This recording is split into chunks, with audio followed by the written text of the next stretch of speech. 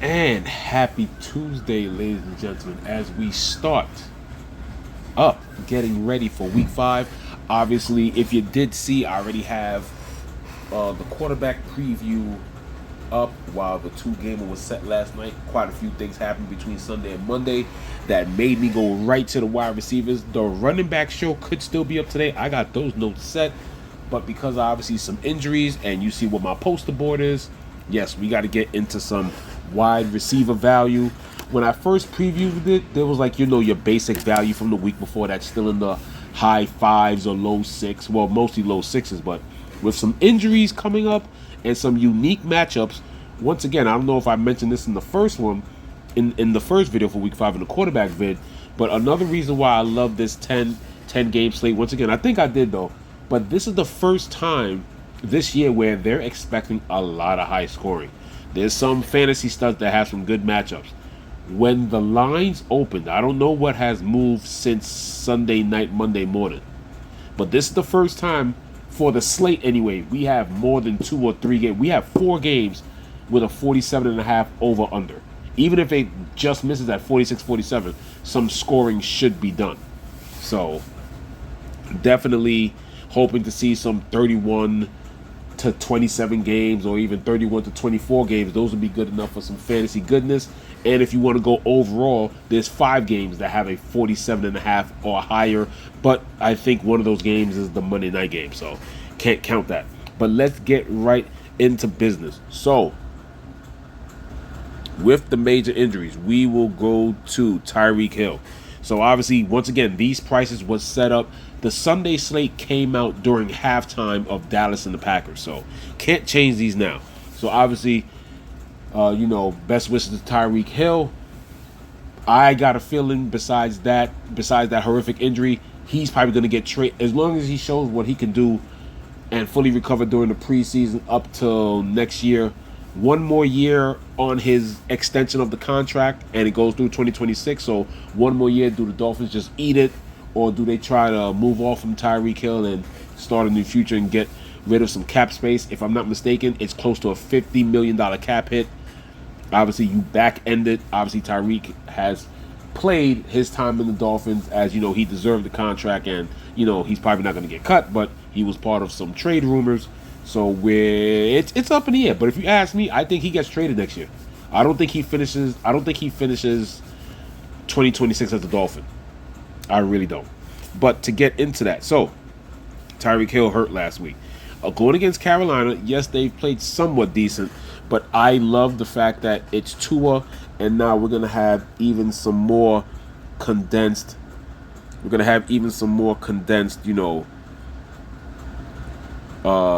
Play amongst the Dolphins receiving depth chart. So obviously Jalen Waddle is gonna shoot up.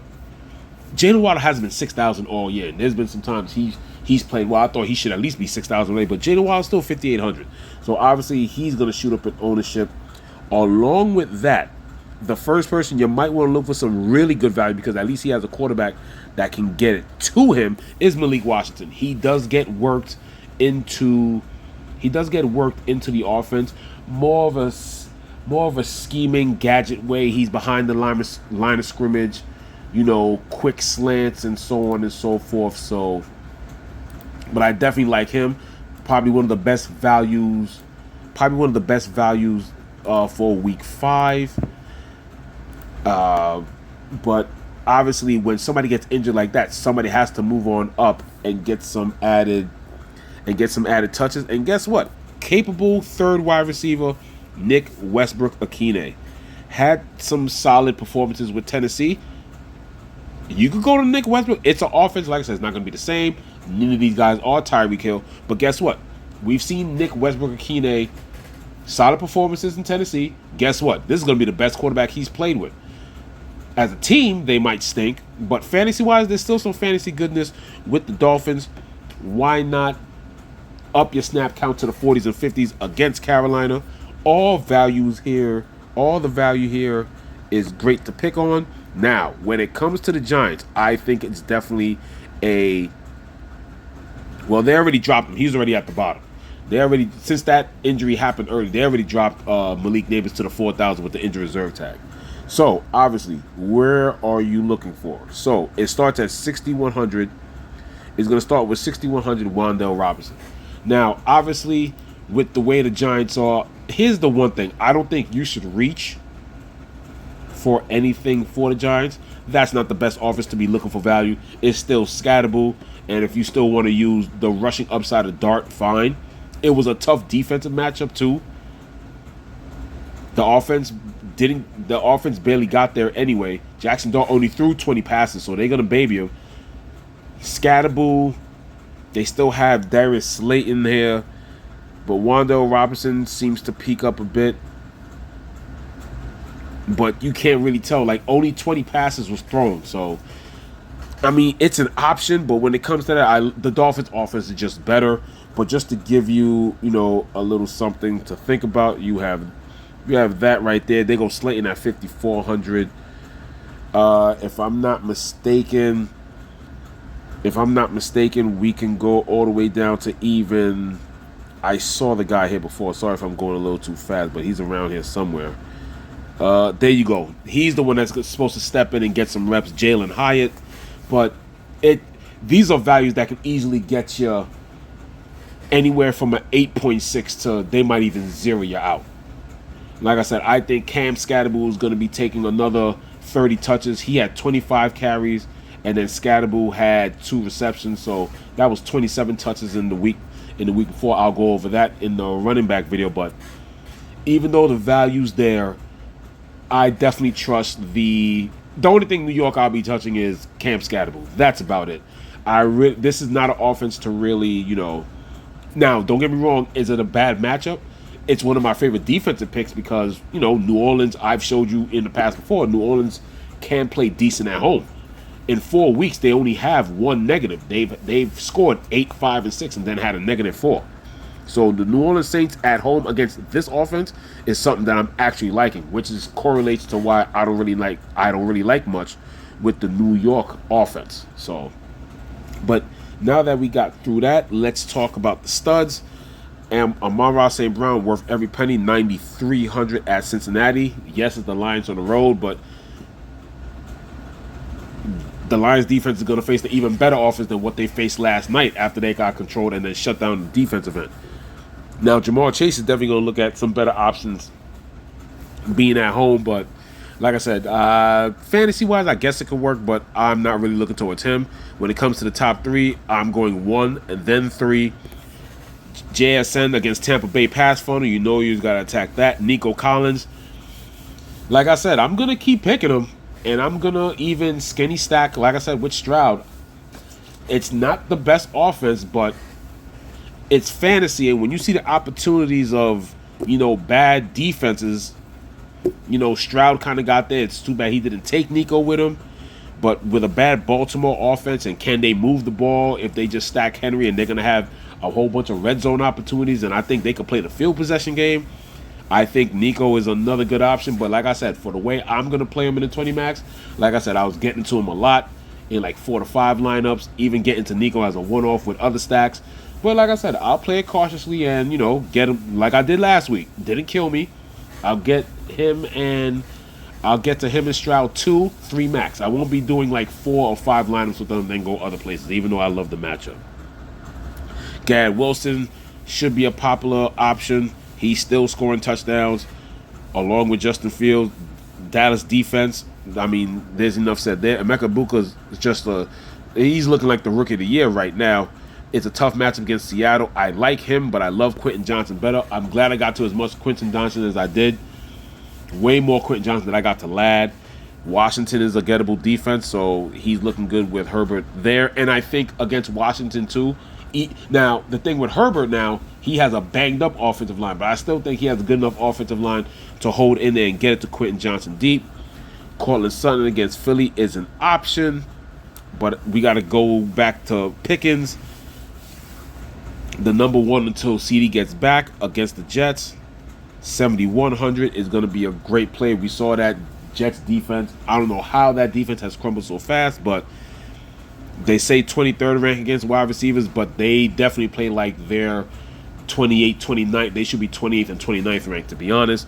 I always say respect the shutdown corners. So you already know, even though kind of a physical stud, Pat Surtain has the strength and most importantly the height to battle AJ Brown. So you know I'm gonna duke down AJ Brown. You saw what happened to Jamar Chase last night.